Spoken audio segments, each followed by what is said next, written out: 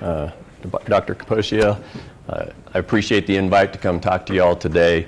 I won't reintroduce myself. I'll get right into the talk, and I'm going to give a little background about the National Wildlife Research Center. We're a relatively small group amongst federal agencies. There's only about 260 or so employees in the National Wildlife Research Center. But we're the only federal agency whose sole mission is developing science-based solutions to problems caused by the interaction of wildlife and society. And that's leaves us a broad array of research areas to work in. But typically and historically, agriculture has been a big part of it. So for example, blackbird damage to sunflower crops, fish-eating birds in aquaculture, predators and livestock, are to name a few. We also do a lot of work with respect to human health and safety.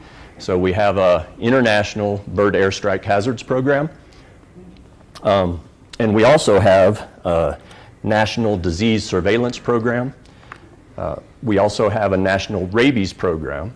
And a lot of people don't know this, but we do a rabies vaccine bait drop that essentially runs from Tennessee to Lake Erie. And it's done to prevent the spread of eastern raccoon variant of rabies westward, and has been extremely successful. Most people don't even know it goes on. We also work with property, so protecting personal property or commercial properties, beaver dam, plugging up culverts, etc. This is a Clemson leveler used to help mitigate some of that damage. We also do a lot of work with natural resources. We're heavily involved in the black-footed ferret reintroduction program. And we work with invasive and injurious species. So, for example, feral swine. We have a national feral swine program with the National Wildlife Research Center. We are also what's called an emergency response agency. So when we have natural disasters, floods, fires, hurricanes, etc., that may cause damage to wildlife or issues with wildlife, we're involved with that. Outbreaks of diseases, avian cholera, for example. And we also deal with man-made disasters like oil spills. And my research, I work in multiple areas with this, but I work primarily with fish-eating birds, do a lot of work with aquaculture, bird airstrike hazard programs. I've done a lot of work with that. Oil spill related research and invasive species related research. And those are the two topics that I'm going to kind of delve into a little bit more today. So the first studies I'm going to talk about are the emergency response involving wildlife with the Deepwater Horizon oil spill. And I was part of the federal government's research team doing avian toxicity studies. So the federal government had multiple research teams looking at multiple issues associated with this oil spill. Issues associated with marine wildlife, fisheries, habitat, etc. And our team was doing work with avian toxicity studies. And there was multiple teams working on this, of which we were just one. So it was a huge effort. And all of this was in support of the federal government's litigation. So why we were involved is the federal, state, and tribal trustees that go out and do the natural resource damage assessment after something like the Deepwater Horizon oil spill. What they do is they go out and try and estimate what the damage is so they can assess that during the litigation process. And when they were out there doing those surveys, they would see pelicans like this one here that are covered in oil. And it's pretty easy to assess that damage. That bird's going to be a mortality. Even if it's brought back for rehab, it's not likely to make it. But when they were doing these surveys, what they would see is hundreds, if not thousands, of more birds that were obviously exposed to oil, but exposed at levels that didn't have apparent impacts to the bird. So the birds are flying around doing their bird things, they're foraging, they're breeding, and they look essentially as if no impacts are occurring. And what they wanted to know is that the case, or is something going on there that we need to know about with respect to this damage assessment. And so one aspect of these studies was looking at the effects of subacute external exposure of deep water horizon oil to the double-crested cormorant. And this was literally deep water horizon oil. This came from the Mississippi 252 Canyon wellhead. And it was artificially weathered to mimic the chemical profile of oil that had come up through the water column from several thousand feet deep and floated on the surface of the Gulf for weeks. So there was a whole line of research that was just associated with that aspect of it. Our test subject for this particular research was a double-crested cormorant. Cormorants are common along all our coastlines. They're frequently exposed to oil spills and exposed to oil during these events. You often see them when the cameras are out there, television, media. You'll see cormorants being handled with respect to being exposed to oil. They're also a Gulf-relevant species.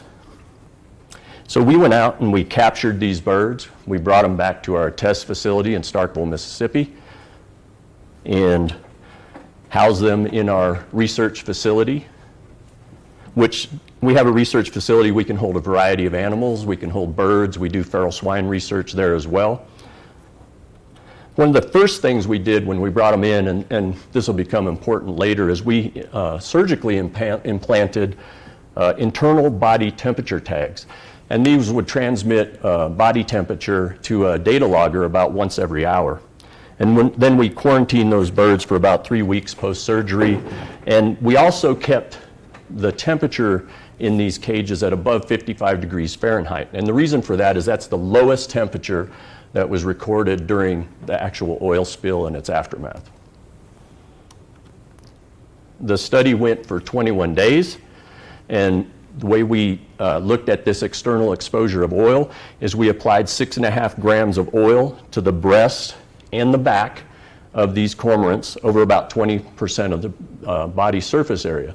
And the reason that we did it that way is during these natural resource damage assessments, they categorized oil exposure based on level. So they had trace, which was essentially less than 5% of the body surface area, light oiling, which was 6 to 20%, and so on, up to completely saturated. We collected blood samples from the birds every 6 days, and we also took infrared imagery to look at heat loss every 6 days. So we had internal body temperatures, and we were able to measure heat loss on these birds and look at plasma chemistries. And just to give you an idea, I like visuals, how this was set up. We had our treatment birds in one bank of cages and kept them separate from our control birds, which were in another bank of cages. Birds were randomly selected and brought in and either had a FLIR measurement taken or had a blood sample taken on alternating 3-day periods. And then they were returned back to their cage. And every day they got as much as they could eat of live fish, and they had clean water put in their cages or their tanks. Their tanks were cleaned out, so there would be no residual oil exposure to the birds. So they just got what was put on them. We also treated the control birds exactly the same way. So instead of receiving oil, though, they just were sham oiled with water. And we measured a whole bunch of endpoints. I won't go into all of them, but a large number of blood endpoints. And we also looked at other endpoints like cardiac function. We actually did echocardiograms on these birds, took body weights, food intake, thermal stress, and then we necropsied the birds to look at organ weights and histology. And I'm going to hit some of the more interesting findings from this research. So one thing that we found through this external sublethal oiling, and just to give some context, that total 13 grams of oil that we were applying to the birds, that's about a tablespoon. So we're doing a tablespoon of oil every 3 days. The birds have 3 days between exposures to clean it off in fresh water and all the food they can eat. And after 4 exposures, we saw significant decreases in packed cell volume. And this trend continued throughout the study.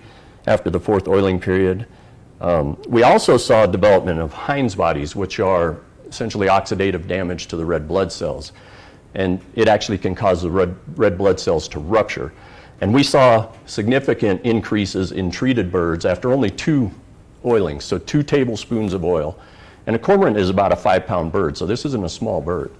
So 2 tablespoons of oil, we started seeing significant differences. That continued throughout the study to increase. And these dotted lines are kind of hard to see, but those dotted lines represent normal reference intervals. We also saw enlargement of organs.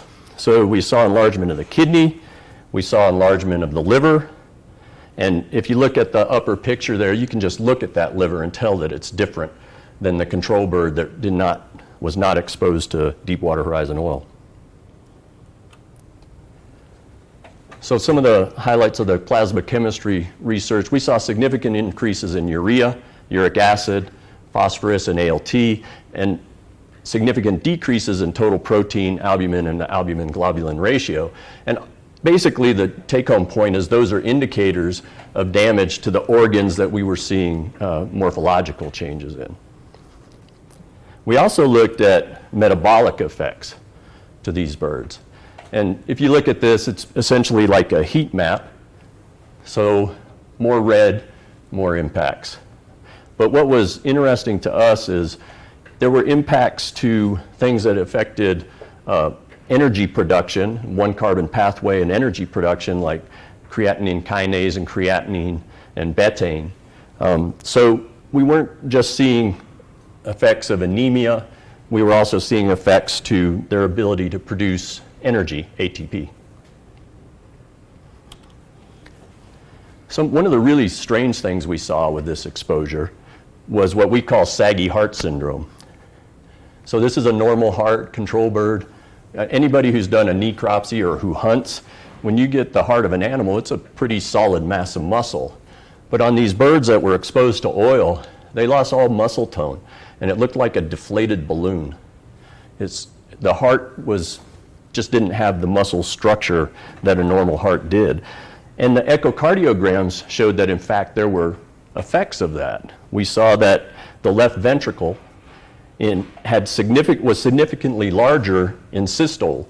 So when it's supposed to be contracting, it's not contracting as far. And we saw significant fractional shortening, so when it's supposed to be opening, it's not opening as far. So basically, think of it as a bellows. It's neither opening or closing as much as that bellows should because of this exposure to oil. We also saw significant heat loss due to exposure of oil. And that's been shown before in other bird species. But what we saw here, and what was a little bit different, is this is at temperatures of 55 degrees or higher. This is along the Gulf Coast. This isn't the Exxon Valdez and northern, very cold water. And on the back of the bird, after a single exposure to a half a tablespoon of oil, we saw significant increases in heat loss, and that continued to increase throughout the study. On the breast is a lot more heavily feathered in these birds, and we saw increases, but it took a little longer, and the increases were significant, and an increasing trend again over the course of the study. So what's kind of interesting about this is the birds were able to maintain internal body temperature. We didn't see significant differences. They struggled. You can see from that red line, they weren't quite able to keep up with the control birds, but it wasn't significantly different. So how did they do that? How were they able to lose all that heat and still be able to maintain their internal body temperature? Well, they ate a lot more. By the end of the study, the treated birds were eating 30% more than the control birds in order to maintain that energy production. So we see anemia effects, we see inability or reduced ability of the blood to carry oxygen, we saw impacts to the heart's ability to pump blood, and we saw thermal stress, evidence of thermal stress and heat loss. And we also saw changes in behavior with respect to increased food consumption. So we wanted to know, what does that mean for these birds? That's interesting in a lab situation, but what does it mean out on the landscape? So we did took a biophysical model called Niche Mapper, and kind of the interesting thing about Niche Mapper is we can incorporate these changes in the physiology of the animal due to this oil exposure and their heat balance equation. And this model also is geo-referenced. So it could take information from where these animals live, anywhere in their wintering or breeding range, and take the conditions, air temperature, wind speeds, how much time they spend in the shade versus out in the open, and incorporate that into the model with these oiling effects. And then we could look at what those effects have with these birds out across the landscape. And so we modeled that.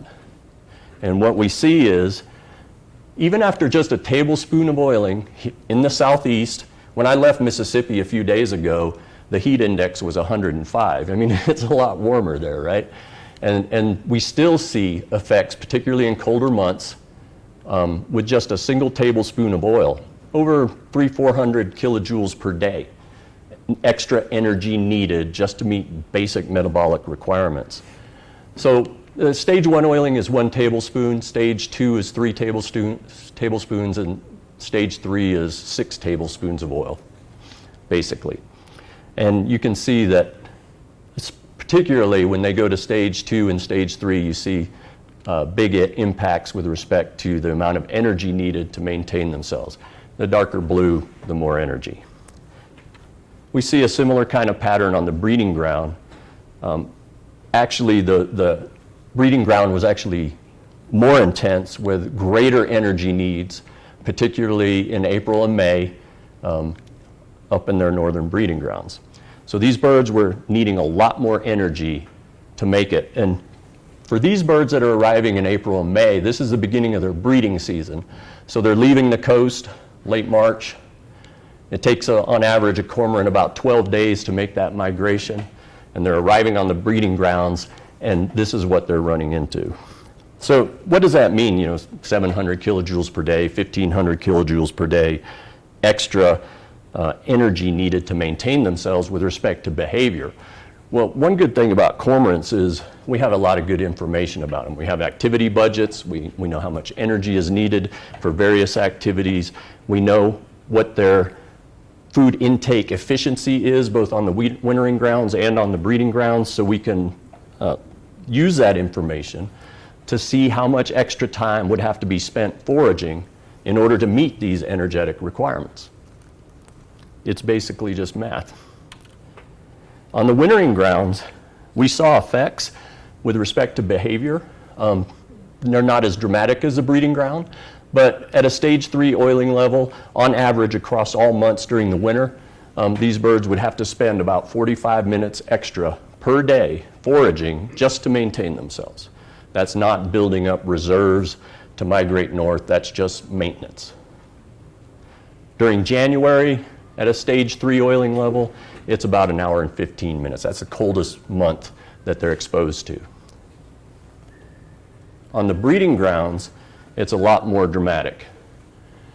At a stage 1 oiling level, they are having to spend almost 3 hours more, a tablespoon of oil, 3 hours more time foraging just to maintain themselves in April. Big part of that is these birds are a lot less efficient in foraging on the breeding grounds because they're tied to a central location, their nest site, their breeding location. So they have to forage and come back, forage and come back. So these birds are spending a huge amount of time foraging. At a stage 3 oiling level, up to 6 hours per day extra foraging just to maintain themselves. So think about having to go grocery shopping for 6 hours a day. I couldn't get anything done. Think about it right during finals. 6 hours a day just shopping for groceries. I think your grades would probably go down. Do they skip a breed? I mean, have you seen them skip a reproductive season? So I would love to do some individual fate studies with controlled exposures. This is just modeling, of course, but this is the kind of behavioral response that you could expect. And given this, so we're looking at 3 hours to 6 hours. So a cormorant, double-crested cormorants arriving on the breeding grounds in April, It's setting up territories, building nests, laying eggs, incubating eggs. That's right when all that's happening. And there's no way that a bird is going to be able to spend 3 to 6 extra hours a day and be able to successfully reproduce. I mean, we don't have the individual fate models to say for certain, but I think it's really, really unlikely, or as Vicini would say, inconceivable. I mean, it's just not possible that they could get off a successful nest. So, just to kind of summarize what we saw with respect to this research on the Deepwater Horizon oil spill, we had a development of anemia after 4 tablespoons of exposure to 4 tablespoons of oil, development of Heinz bodies after development of after exposure to 2 tablespoons of oil. We saw indicators of impaired liver and kidney function, heart abnormalities that also affected function, and impacts to thermoregulation, heat loss that resulted in behavioral impacts that would likely affect migration and reproduction. So these impacts, at least at these levels that we modeled of sublethal exposure to oil, wouldn't just impact the individuals, it's likely they would impact reproduction of those individuals on the breeding grounds. So we had a whole series, so I should put a caveat in here. We basically looked at one possible scenario or range of exposures. There's almost an infinite number of exposure levels that you could look at. Very small amounts for very long durations, more for shorter durations, et cetera. We were actually going to do some known fate studies and do some different exposure studies, but as our data were coming out and we were writing the final reports up for the Department of Justice and U.S. Fish and Wildlife, they settled with BP. So we like to think it was because of this. I don't know if there are 100 attorneys for BP were really concerned about that, but we like to think it was. But anyways, as soon as they settled, all the research funding was cut off, so we never got to look at those other issues. So there's a lot of work to be done with respect to looking at the sublethal effects of exposure to oil on birds. Most of this research has been published. There's still some coming out. There was a special issue in Ecotoxicology and Environmental Safety that came out a couple years ago. There's 18 publications in it, not just this research, but we did flight effects in western sandpipers and rock pigeons as a model. There's a whole host of research. We also looked at different exposure routes, so direct exposure, so birds directly eating oil or consuming oil, and then also secondary exposure through eating prey that have been exposed to oil. And it's interesting, birds that are directly consume oil really don't have huge effects. And the big reason why is that acute insult, they get rid of it. They either vomit it up or they excrete it out in their feces. So we didn't really see nearly the impacts as we did with secondary consumption through prey that had been exposed or through exposure, external exposure on the feathers. And we think part of the reason for that is the birds preen, they pick up pieces of down, pieces of feather, they swallow it, and there's a slower passage through the digestive tract. They're exposed to that oil for a longer period of time and greater effects, plus probably some transfer across the skin.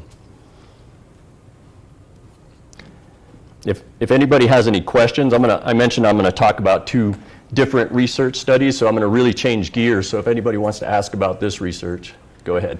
I had a note about the preening. Did you monitor the preening behavior and see any change in the birds that were exposed versus pseudo-exposed? We did not monitor the amount of time spent preening other than anecdotally. We were trying to minimize time spent in the rooms with the birds and stressing them out any further than they were. So we didn't get a lot of information related to that, but we did get information on feather damage. And there was clearly feather damage. There was clearly feather plucking going on, and you'd see it in the bottom of their cages, and they'd have little bald spots in areas that were irritated by the oil exposure. So there were definitely impacts that way. I suspect they probably did preen a lot more to try and get that oil off their feathers and skin. Yes? So it seems like your analysis was immediately after applying the oil. And how long do you think those effects might last? Has there been any studies on that? No, not really. For these birds in particular, that feather damage and that lost insulative capacity, so the thermoregulatory effects, would probably last for quite some time. Cormorants are asynchronous, have an asynchronous molt, so they molt a few feathers throughout the year, and not just like a goose, that does a complete molt and, changes out all its feathers. The other issue too is if these birds are stressed, even if a goose, if they're significantly stressed, they may not have a complete molt, only have a partial molt, or not molt at all in some cases if it's really bad. So I think those, certainly for a bird that would be exposed in March, a cormorant, I mean, they're going to be migrating to their breeding grounds in on average 12 days. I don't think those effects would be gone in that time. You don't think it would rub off? The oil? No, it's incredibly sticky. And even once the birds are constantly preening, but even with that, the feathers never retain their original structure, at least while we were doing this research. And I don't think that damage is going to heal itself. I think they're going to have to molt and replace those feathers in order to get rid of that lost insulative capacity. So you're probably talking about months of it, potentially, depending on the time of year they're exposed. Yeah. So I'm going to switch gears if there's no more questions, and I'm going to talk about some invasive species work. So I was involved with the assessment of the aerial acetaminophen bait drop on Guam to control brown tree snakes.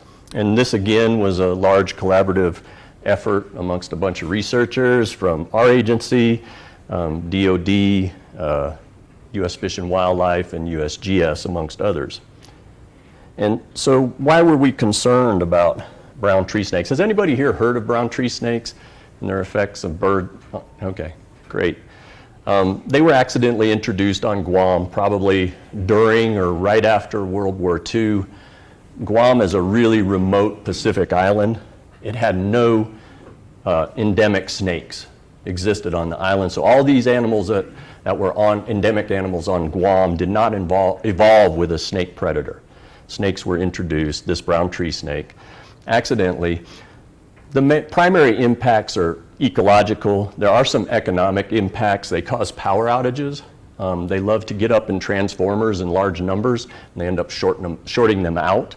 They're mildly venomous, so snake bites are an issue, mainly for the young and the old. And the snakes were in really high densities, up to 100 snakes per hectare. And they're also a potential threat to other vulnerable sites, so other Marianas Islands, for example. But the main reason that they're a concern is because of the impacts they've had on native wildlife, particularly birds. So they've caused the extirpation or extinction of 12 of 14 native species. The Micronesian honeyeater is extirpated from the island.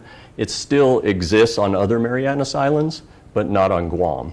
The Guam kingfisher only exists in captive populations. There are no more kingfishers in the wild. The Guam flycatcher is extinct, as far as we know. There are a few endangered species as well, still hanging around. The Guam rail, which technically isn't still on Guam, it's on Cocos Island just off of Guam, but there still are a few of them.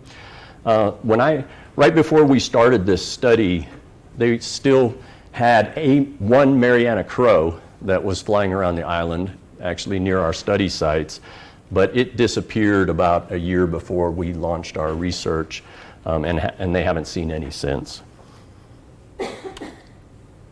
They cause other problems too. The snakes aren't large enough to eat adult fruit bats, but they do predate the young, and it causes low breeding success. And the fruit bats eventually give up the adults and move somewhere else to another island, typically. There's been a loss of native lizard diversity. And of course, when you get rid of seed dispersers like Marianas fruit bats and the Mariana fruit dove, you lose seed dispersal effects, and therefore you have trophic level effects on vegetation, et cetera, on the island. So they cause huge ecological impacts on the island. The current control technologies for brown tree snakes are really targeted at critical areas and at smaller scales. It's almost all done by hand on the ground. So, for example, they set snake traps and they do hand capture around some of the last remaining Mariana cave swiftlet nests on the island, around the caves that they nest in. They put out bait stations with a toxicant bait in it to help control snakes. They do a lot of this work as well around exit ports to prevent off-island transfer of snakes, because they're worried about them getting to Saipan or Rota or Hawaii, amongst others, islands, or here in the US.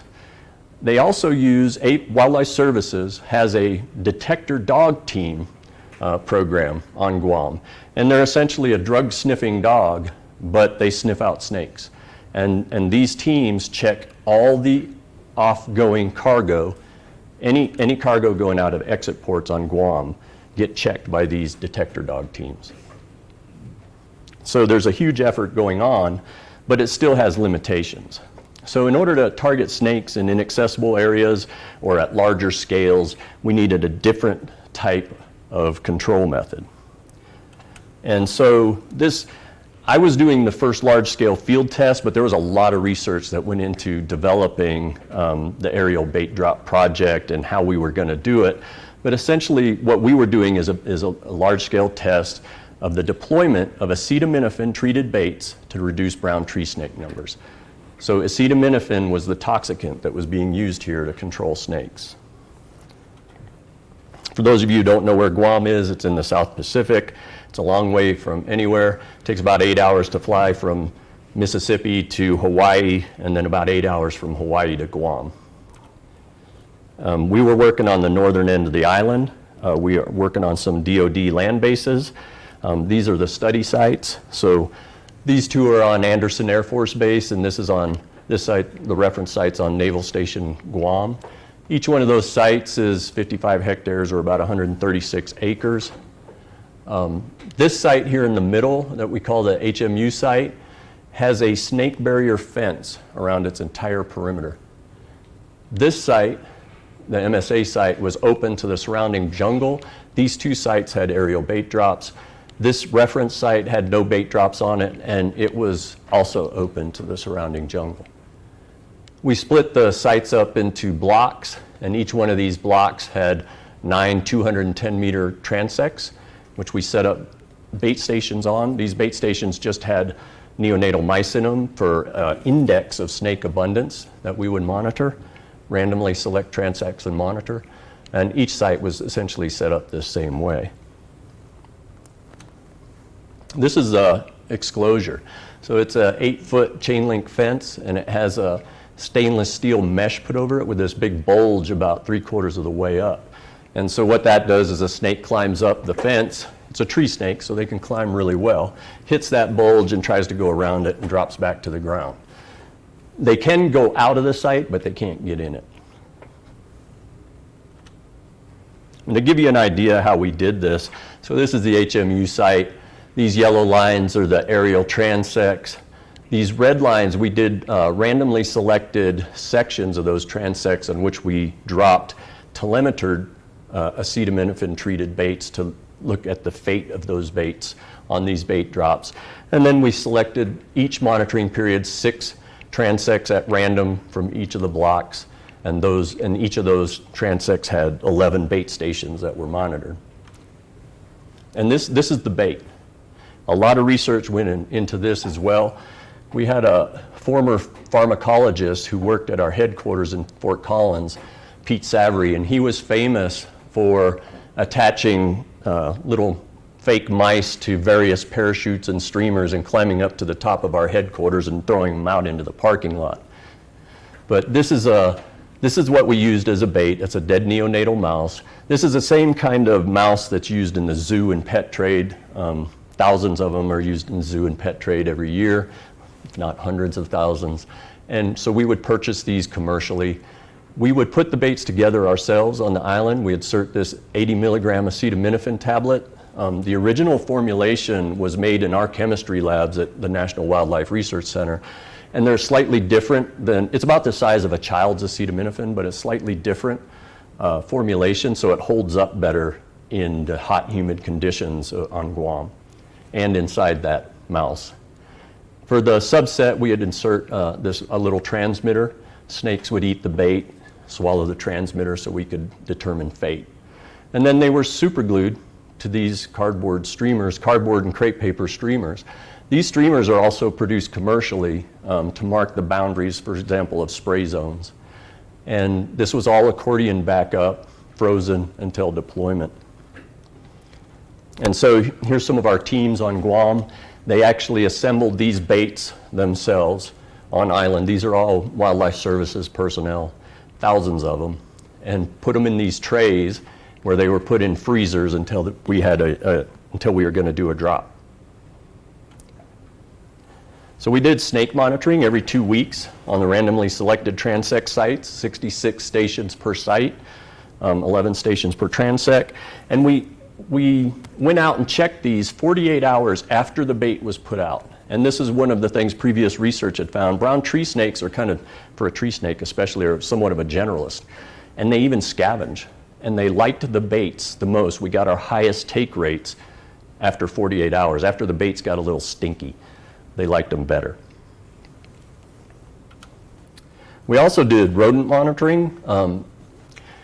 We wanted to know if we reduce snake numbers, snakes eat rodents too, if we saw an explosion in the number of rodents, because these Polynesian rats are also a problem. They're not native, and they're also a problem on Guam, potentially.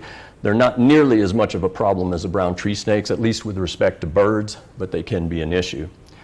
So we did quarterly monitoring on similar transect setup, except we'd run tomahawk traps in between our bait stations. We'd pre-bait the area with shredded coconut. You know, here in the U.S., you bait with peanut butter and oatmeal. These rats don't like it. They want coconut. They also will not walk across the flat plate of a standard tomahawk trap. So we have to modify them. We have to take the flat plate out of the bottom and put a hanging trigger. And they reach up and grab the bait, pull the trigger, and it closes the trap on them. But they won't walk across that flat metal plate for some reason. It greatly reduces your trap success. So we modified the traps. We also had to set them up on buckets. That's kind of weird. Why would you put the traps up on buckets? Well, Guam has these ginormous land crabs, and they will go in and take the coconut out of those traps. This is a coconut crab. They also have land hermit crabs, and we'll catch crabs instead of rats if we leave them on the ground. These coconut crabs get really big.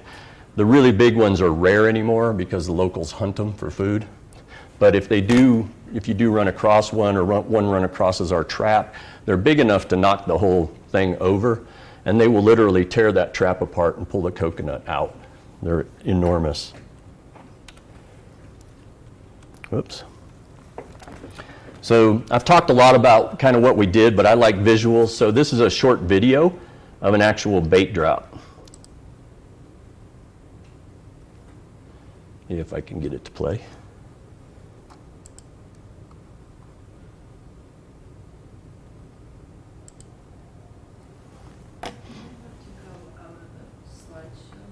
Okay. I'll try it.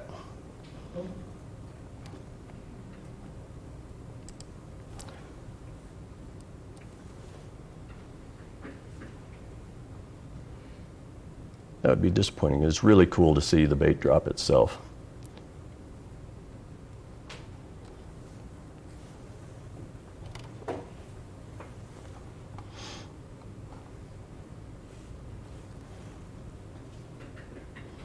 I think I froze your computer. Yep. Sure is. Yep.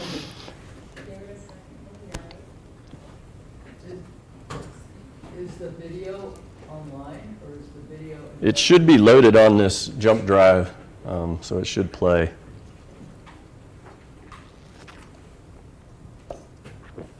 Let's try this again. Hey. Oh, yeah. So I'll just play it from here. Is that okay? Well, I guess I can try and enlarge it and see if it works. Nope. Here we go again. And is this the one that has sound? No. So we had a person operating GPS in the front. There's a heads-up display right here for the pilot. Basically, it's just a red or green LED. If they're on transect, it's green. If they're off, it's red. And then we had an operator monitoring every transect that we're flying to know where we are on the transect and where to drop the telemetered baits. And here we're heading out to a study site. You can see it's pretty much continuous canopy, fantastic brown tree snake habitat. And you can see the trays loaded in the back. Every tray is numbered to be associated with a specific transect. The people putting out the baits actually ride harnessed in with their feet out on the skids and throwing baits out, which you'll see here in just a minute. I actually got to do this. It was a lot of fun. So here they are throwing baits out under the helicopter. They throw them out underneath the center of the helicopter. The person in front monitoring the GPS tells them, we're 25% through the transect, 50%, 75%, so they can keep the application rate as steady as possible. And so you can see them throwing the baits out, hanging halfway out the helicopter. You can see the baits, the streamers opening up. Here's a shot from behind the helicopter, baits landing in the canopy. And it worked remarkably well. So the bait stays in the canopy? The bait stays in the canopy. It's all biodegradable. The whole thing disappears after about a couple of weeks. It's so hot and humid there. And the snakes will eat the mice that are glued on, they'll kind of pull them off? Yeah, there were a bunch of field tests, small-scale field tests done, and they climb up in the tree. They will pull that mouse off of that cardboard. It's just glued by its feet. Okay. And they'll pull that mouse off the cardboard and consume it. And here's a nice shot. You can see the streamer. You can actually see the mouse attached to the cardboard as it's heading out behind the helicopter. Yeah, because I was wondering because acetaminophen is toxic to a lot of things, so I was wondering how you keep the other things from eating it, but it's in the canopy. That's exactly why this was done, is if we could keep it up in the canopy, the snakes can get all the way up into the very top. Because they've killed most all the birds, we didn't have to worry about the birds. The crows were a little bit of a problem. We did some lab tests to see with fish crows to see if they would take a bait from a neonatal mouse, and crows are smart. They pick that mouse apart and eat the mouse and leave the acetaminophen laying there. So I don't know. I doubt they would have had much exposure issue with them, but they weren't there, so it wasn't an issue. But so this is how it works, and the baits are dropped in the canopy. Now it's going to work. Now I'll go back to this.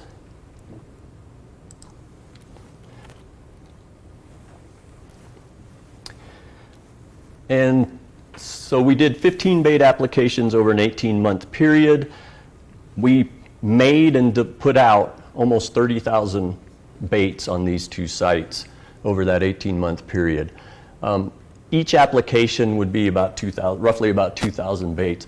That's actually an EPA registered application rate for acetaminophen to control snakes. We had to get this EPA registered before we could go out and do the study.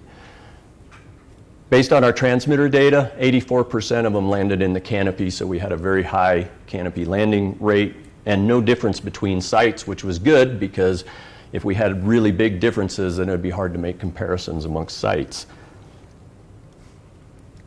So this is our bait station data. So this is the bait take rates and index of snake numbers over the course of the study. And you see pre-drop, the red is the HMU, green is the MSA, blue is the reference. After the first drop, we see a dramatic decline in bait take rates for both the treated sites, but the reference site dropped too, but it immediately went back up. the drop sites, we did 4 more drops. The drop sites remained suppressed relative to the reference site for an extended period of time. We actually had an 80% reduction on the HMU and a 73% reduction on average on the MSA, and that lasted for about 5 months after the last drop. So we had this extended effect after the last drop period. Then we started to see take rates go back up. We had a 30% take rate threshold, which would initiate the next drop period. So we started to exceed that after about 5 or 6 months. We did another series of drops. Numbers dropped dramatically again, and were significantly less than the reference site throughout. So even after this, the bait take rate started to go back up here, they never reached the levels that we saw pre-drop. So we had a big decrease in our indices of snake abundance based on these bait drops. We had significant declines pre and post on HMU and the MSA reference, no significant difference. We also had a significant difference between sites, drop sites relative to the reference sites post initial bait drops. With respect to VHF recovery, we recovered 95% of the VHF transmitters, which is pretty amazing because these snakes would climb up in the trees and die or sometimes regurgitate the bait out, the transmitter out, and they were really difficult to recover. Some of these guys were shooting them out of the trees with slingshots and things like that to get our transmitters back, but they got 95% of them. Of those that we were able to recover, we had 2 non-target takes. So one was an invasive cane toad, so that's kind of a bonus. The other was a juvenile monitor lizard, which was a species that we did not want to have take bait. So of the species we were concerned about, it was really less than a 1% non-target take rate. Yes? Did I understand correctly that every single one of those almost 30,000 baits had a transmitter in it? No. Okay. A subset, we had a subset of 110. Yeah, Okay, no. Okay. No. Sorry. Yeah.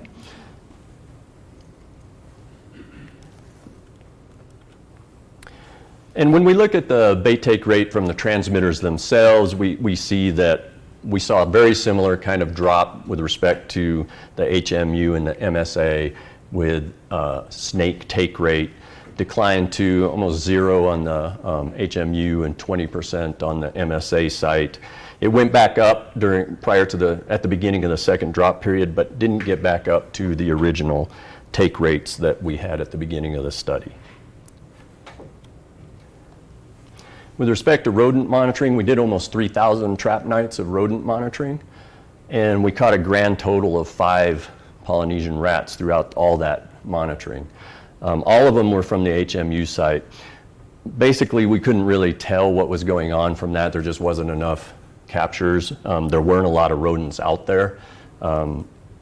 Probably because, in part, there's snakes surrounding those areas at very high densities, so rodents trying to move in would have to go through that gauntlet to get to those sites, so that might be part of the issue. I suspect that if you really reduce snake numbers for a long period of time, eventually they'd find their way in and they might get established, but at least over the 18-month period it didn't happen.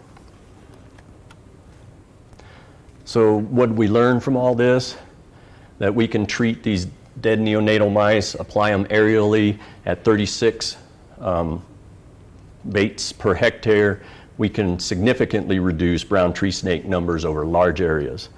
4 to 5 applications, we get an extended suppression of snake numbers, and the effect on snake abundance on the HMU and MSA was similar.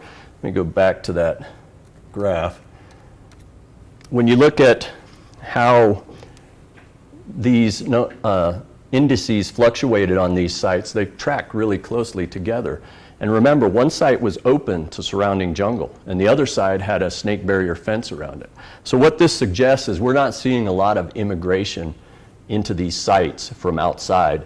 Probably most of this recruitment is either females that were gravid and had young during that time period that recruited to the population that was taking baits, or very young snakes that hadn't gotten big enough to take those baits yet. It's really, well, after about 6 months or so, they can take a dead neonatal mouse.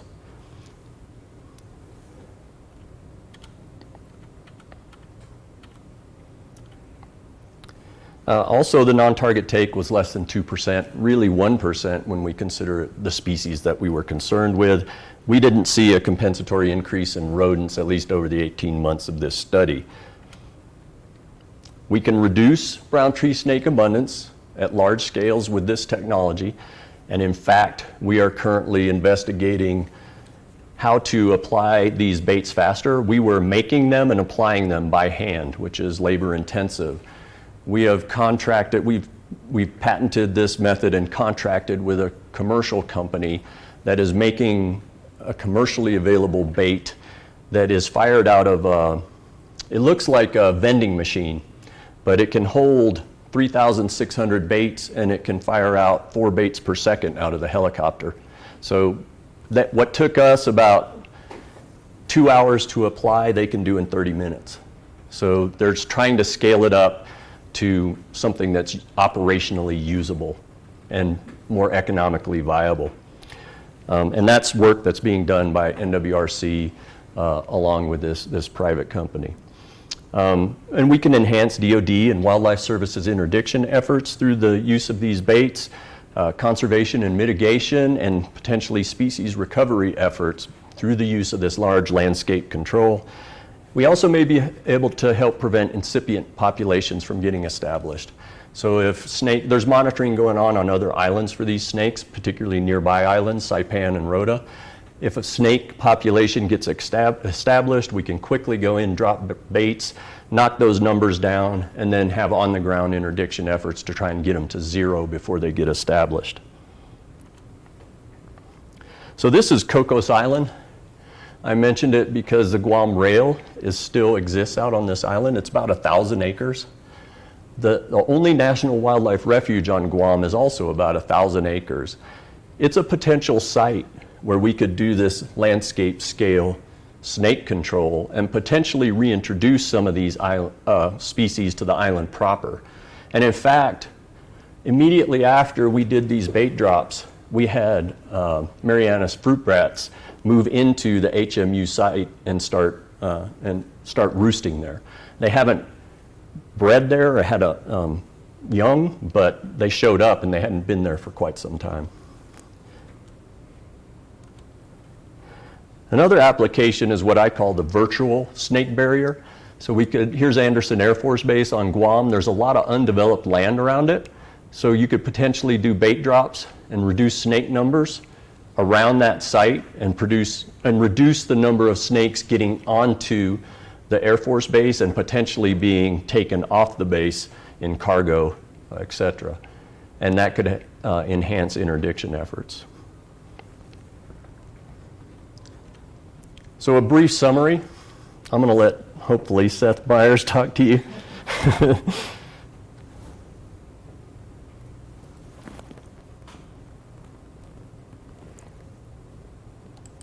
In an effort to rid Guam of the brown tree snake, which has overrun the island, officials have begun airdropping mice laced with poison and fitted with parachutes, because sometimes the best solution is the simplest one.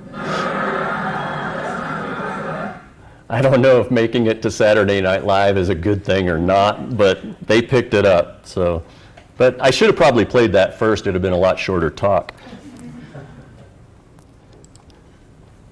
Anyways, that's pretty much the end of that. I just wanted to acknowledge the crew that worked on this. These are the folks that did all that work, all the VHF monitoring, making all the baits, putting all the baits out, doing all the monitoring.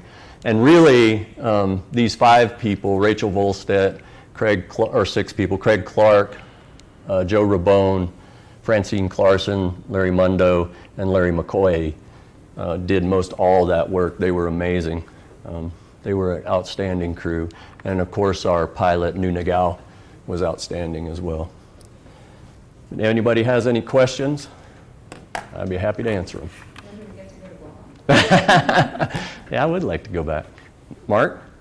Did you mention where the tree snake originates from? Southeast Asia. Yeah. Not Guam. No. Yeah. Yeah. Do you think you'd use a similar technique to target the cane toad, but more on the ground? Yeah, I mean, acetaminophen will kill them, right? So really the issue there is figuring out the delivery method and to not get non-targets. So they could, so I didn't mention this, but those bait station tubes, just PVC tube about 2 inches, and they had bolts in the end. A lot of research went into that to try and figure out how to make a bait tube that snakes could get in and nothing else, like juvenile monitor lizards or rodents or whatever. And that's what we came up with, and it was very effective. But we'd probably have to do something like that for the cane toads to figure out a way to make something as species specific as possible. Yeah. Yes? So say that you got the species of snakes down to like almost a known number. Are you worried about like the rats coming in and like exploding in their numbers? Yes. That's why we were monitoring rodent populations. I think probably rodent numbers would go up, especially if you got snake numbers down to 0. One thing I'd like to point out is this technique is probably never going to get snake numbers to 0. It's really hard to get anything to 0. But what we would probably do, say for example on that National Wildlife Refuge, we had knocked the numbers way back with this landscape level control. And then through monitoring, we could identify hot spots, go in with detector dog teams or something like that, and remove snakes from those areas until we got it as close to 0 as we could possibly get. It doesn't necessarily have to be 0 to reintroduce species, it just has to be low enough for them to be successful. Of course, you would have to monitor that situation fairly continuously.